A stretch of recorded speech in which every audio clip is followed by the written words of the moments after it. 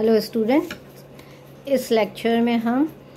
बाबर और पानीपत का प्रथम युद्ध यानी कि भारत में मुग़ल साम्राज्य की स्थापना की नींव जो थी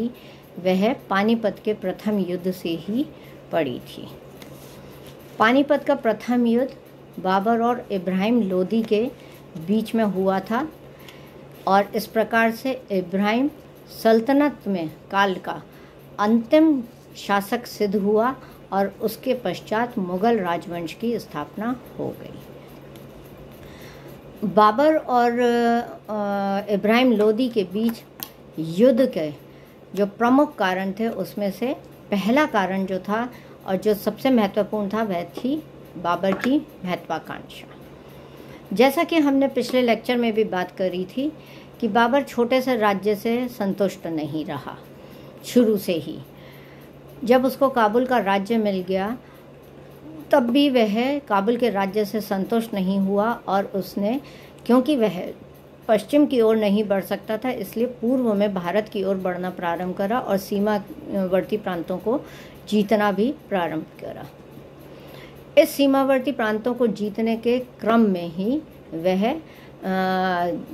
भारत की उत्तर पश्चिमी सीमा तक पहुंच चुका था और वहाँ के विभिन्न राज्यों को, जैसे कि बाजोर है, भीरानगर है, सियालकोट है, सैदपुर है, इन राज्यों को उसने अपने नियंत्रण में भी ले लिया था और इसके पश्चात पंजाब विजय कर ली थी।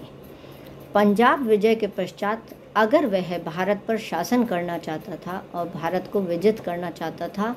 तो उसके लिए एक ही रास्ता था कि वह भारत में इस समय दिल्ली में जो लोदी वंश का शासन स्थापित था उससे सीधे ही टकराव किया जाए। इसलिए अगर वह भारत पर आगे बढ़ना चाहता था तो इब्राहिम लोदी से युद्ध होना अवश्यंभावी था। दूसरा कारण कि इस समय तक बाबर के पास में दौलत खान लोदी और आलम खां दोनों से ही भारत पर आक्रमण करने के उसको आमंत्रण मिल चुका था। इस आमंत्रण का उसने फ़ायदा भी उठाया था और उसने तुरंत ही अफ़गानियों की इस वैमनस्यता को पहचान भी लिया था और इसी कारण से हम देखते हैं कि दौलत खान और आलम खान में जो संघर्ष हुआ, आपसी संघर्ष, उसके फलस्वरूप जब बाबर ने यहाँ पर पंजाब पर आक्रमण किया तो दौलत खान लोदी की तो मृत्यु हो गई थी परंतु आलम खान ने समर्पण कर दिया था। परंतु भारत में इन्हीं दो शक्तियों से ही उसको अफ़गानी शक्ति की निर्बलता का आभास हो चुका था। तीसरा कारण कि भारत में इस समय राजनीतिक केंद्रीकृत शासन नहीं था, यानी कि अलग अलग छोटे राजनीतिक प्रांत थे जो स्वयं की सत्ता को स्थापित करे हुए थे, जिसमें हम देखते हैं कि कश्मीर तक एक स्वतंत्र राज्य था। कश्मीर के साथ साथ हम देखते हैं कि बदायूं हैं और राजपूत राज्य हैं। ये सब जो थे बिल्कुल स्वतंत्र रूप से भारत में रह रहे, अपनी शक्ति को स्थापित कर चुके थे। इसी के साथ साथ हम देखते हैं कि कई बड़े राज्य थे, वे भी केंद्रीय सत्ता के नियंत्रण में नहीं थे, जैसे कि उड़ीसा है, मेवाड़ है, मेवाड़ के साथ साथ विजयनगर साम्राज्य है, खानदेश है, बहमनी है, गुजरात है, मालवा है। ये सभी वे राज्य थे जो स्वतंत्र रूप से अपनी सत्ता स्थापित करे हुए थे और केंद्रीय सत्ता के विरुद्ध जब तब विरोध करते रहते थे और विद्रोह करते रहते थे और अपनी साम्राज्य सीमा को बढ़ाने का प्रयत्न करते रहते थे। तो इस तरह भारत की राजनीतिक स्थिति से बाबर पूर्णतः परिचित था और इस राजनीतिक विच्छिन्नता का, अस्थिरता का वह लाभ उठाना चाहता था और स्वयं के लिए एक ऐसा ठिकाना ढूंढना चाहता था जहां वह स्थायी रूप से अपने राज्य की स्थापना कर सके। चौथा कारण उसको यह समझ में आ गया था कि बिना इब्राहिम लोदी को पराजित करे हुए वह भारत में अपना स्थायी राज्य स्थापित नहीं कर सकता है और इसके लिए ज़रूरी था कि वह इब्राहिम लोदी को सीधी टक्कर दे। यही कारण था कि आलम खां को पराजित करके या उसके आत्मसमर्पण के पश्चात जब पंजाब पर उसका आक्रमण अधिकार हो गया था, तो अब उसकी सीधा संघर्ष दिल्ली में इब्राहिम लोदी के साथ में हो गया था और उसको यह स्पष्ट हो चुका था कि बिना इब्राहिम लोदी को पराजित किए हुए वह लोदियों की शक्ति को दबा नहीं सकता है। इसलिए भारत विजय के लिए लोदी को दबाना या दिल्ली में लोदियों की शक्ति को समाप्त करना ही अकबर का महत्वपूर्ण लक्ष्य इस समय बन गया था और अत्यंत आवश्यक उसको नज़र आ रहा था। इसी के साथ साथ कई ऐसे अफ़गानी सरदार थे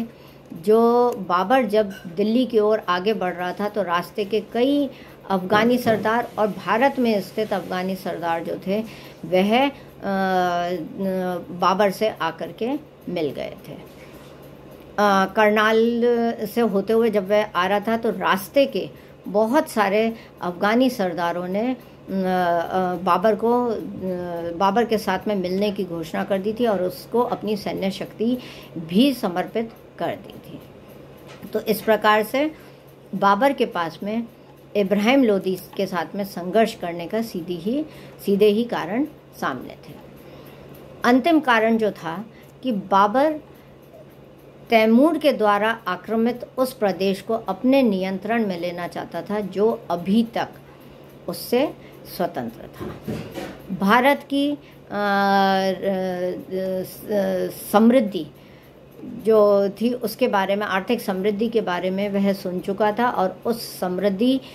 के द्वारा वह अपने एक स्थायी राज्य का निर्माण करना चाहता था। इसलिए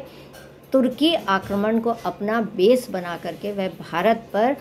पुनः तुर्क शक्ति की स्थापना करना चाहता था, जो वह सोचता था कि यह उसका वंशानुगत अधिकार है,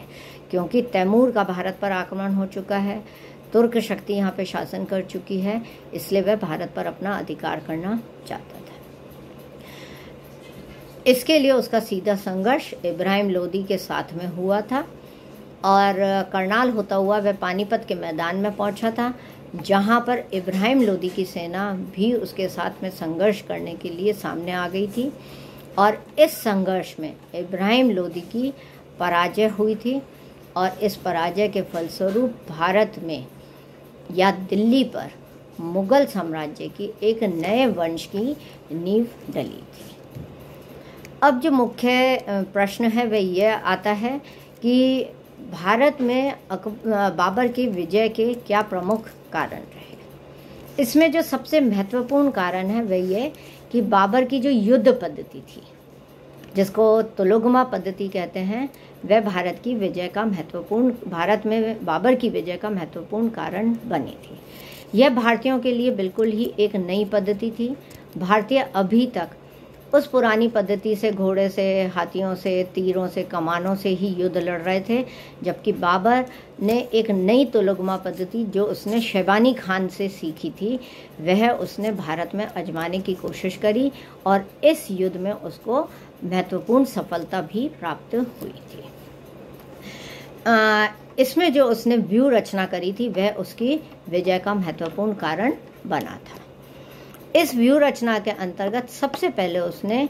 गाड़ियों की, गतिशील गाड़ियां जो चलती रहेंगी गाड़ियां, उन गाड़ियों की सबसे अग्रगामी पंक्ति तैयार करी थी, जिसको खाल की रस्सियों से बांधा गया था और इनको इस तरह से बांधा गया था कि इनके बीच में से सैनिक निकल करके जा सके। दूरी इस तरह से बना करके रखी गई थी। इन गाड़ियों के पश्चात इनके पीछे बंदूकचियों को रखा गया था। बंदूकचियों के पश्चात उनके पीछे तोपखाना, रक्षात्मक पंक्ति तैयार की गई थी, जिसमें तोपखाना रखा गया था, फिर अश्वारोही रखे गए थे, फिर पदातियों की एक सेना रखी गई थी। तोपखाने का संचालन अकबर के उस्ताद अली और मुस्तफ़ा, ये दो व्यक्ति संभाल रहे थे।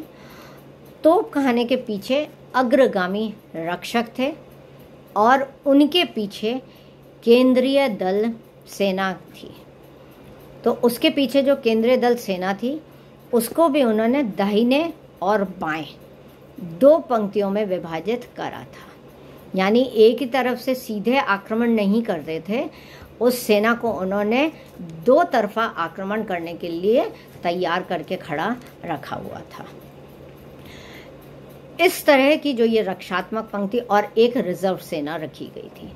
इस तरह की जो रक्षात्मक पंक्ति तैयार की गई थी, यह व्यूह रचना उस समय में भारतीयों के लिए बिल्कुल नई थी और इसी व्यूह रचना को तुलुगमा पद्धति कहा गया है। इस संपूर्ण सेना की इस प्रकार से व्यवस्था किया गया था कि दाहिने पक्ष की रक्षा पंक्ति जो थी, अगर वह पीछे की तरफ खड़ी है तो उसके पीछे जो है पानीपत के गांव की जो झोपड़ियां थी वो आ रही थी, और बाएं पक्ष को इस प्रकार से खड़ा रखा गया था कि उनके पीछे खाइयां खुदी हुई थी और वृक्षों की शाखाएं से वे अपने को बचा सकते थे। तो इस प्रकार से बाबर ने अपनी सेना के बचाव का पूर्णतः प्रबंध कर लिया था। वहीं हम देखते हैं कि बाबर को सफलता इसलिए मिली कि इब्राहिम लोदी की सेना खूब बड़ी सेना थी, परंतु इस सेना में आदमियों की संख्या अधिक थी। 1 लाख आदमी थे, 1000 हाथी था, परंतु इस संख्या से जो ये इतनी बड़ी संख्या जो एकत्र की गई थी, इसमें उनके नौकर चाकर, खाना बनाने वाले, शिविर रक्षक सभी जने परंतु इसमें सम्मिलित थे।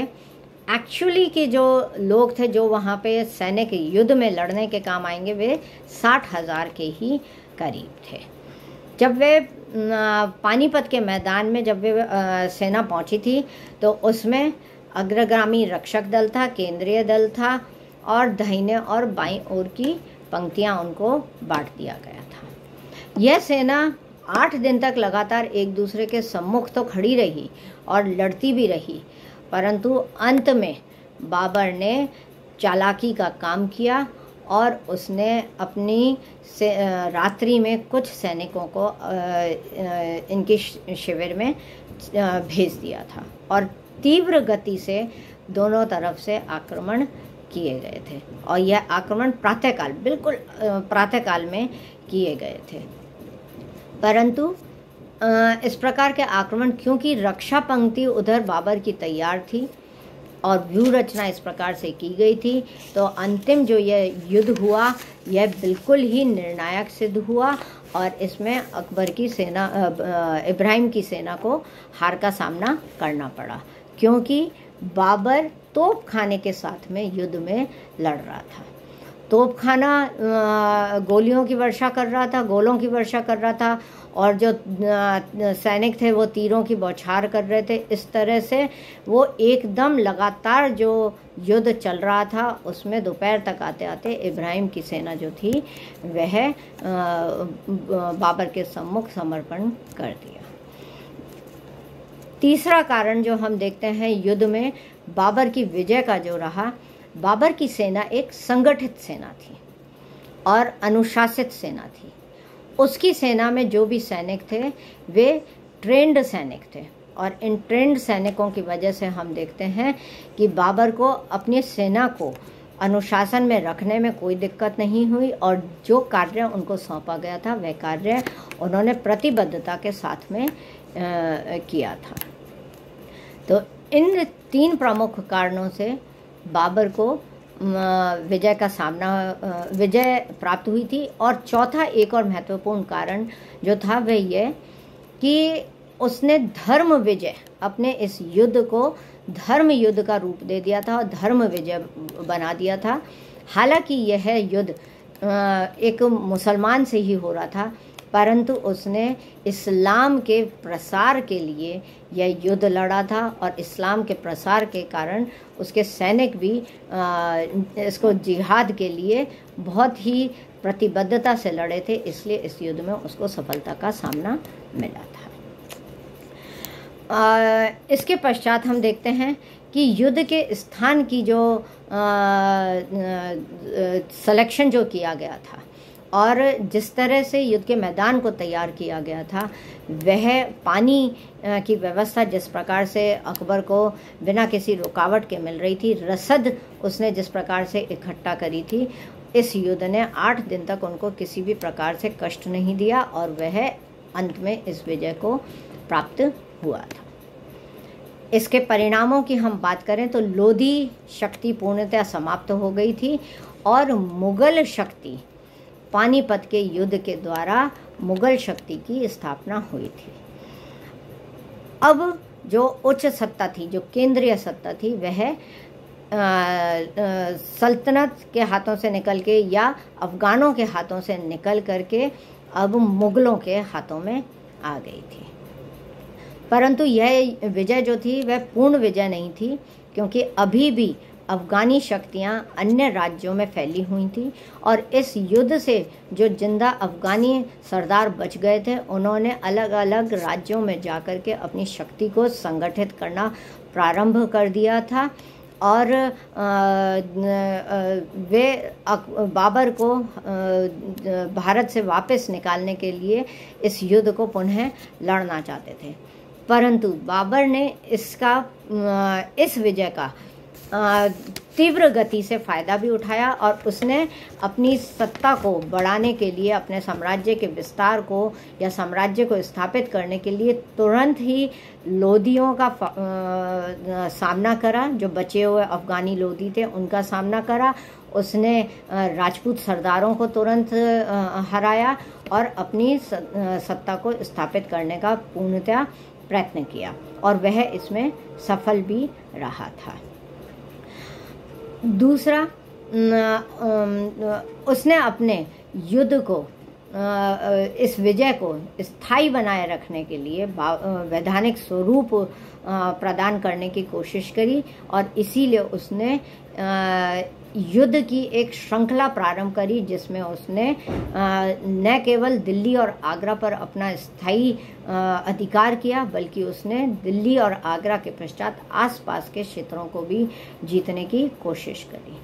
और इसके बाद धीरे धीरे हम देखते हैं कि उसने बंगाल, बिहार के प्रदेशों को भी अपने राज्य में मिला लिया, राजपूतों को भी उसने हरा दिया। इसलिए भारत में एक नए राजनीतिक पद्धति, एक नए राजनीतिक सत्ता की उसने स्थापना करी थी। इस युद्ध से एक चीज और जो परिणाम सामने आया वह यह है कि ये जो तोपखाना जो है, तोपखाना और गोलंदाज जो हैं और घुड़सवार, ये अगर आपस में सामंजस्य करके युद्ध करें तो किस प्रकार पैदल और तीर के द्वारा युद्ध लड़ने वालों को हराया जा सकता है। इस युद्ध से भारतीय कोई भी राजाओं ने कोई सबक नहीं लिया। यही कारण था कि आगे चल करके खानवा का युद्ध, जिसमें राणा सांगा को हार का सामना करना पड़ा, और साथ ही हम देखते हैं कि महमूद लोदी जो बिहार में अपनी सत्ता को स्थापित कर चुका था, उसको भी हार का सामना करना पड़ा और भारत में मुगल साम्राज्य की स्थापना हो गई। Thank you.